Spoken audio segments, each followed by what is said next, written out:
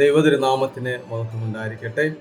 യേശും ഷീഹോ the incarnated son of God എന്ന ധ്യാന പങ്ക്തിയിലെ 18ാം ദിവസത്തിലേക്ക് ഏവർക്കും സ്വാഗതം. ലൂക്കോസിന്റെ സുവിശേഷം 1:37 ദൈവത്തിന് അസാധ്യമായിട്ട് ഒന്നുമില്ല. കർത്താവ് ഈ ഭൂമിയിലേക്ക് ഇറങ്ങി വന്നത് തനിക്കൊന്നും അസാധ്യമല്ല എന്ന് കാണിക്കാനും തെളിയിക്കാനും വേണ്ടിയിട്ടാണ്.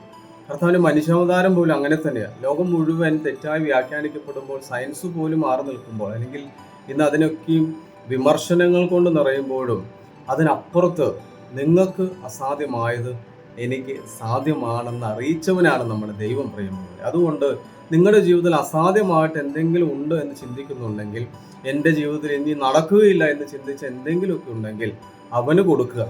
അവനത് സാധ്യമാണ്.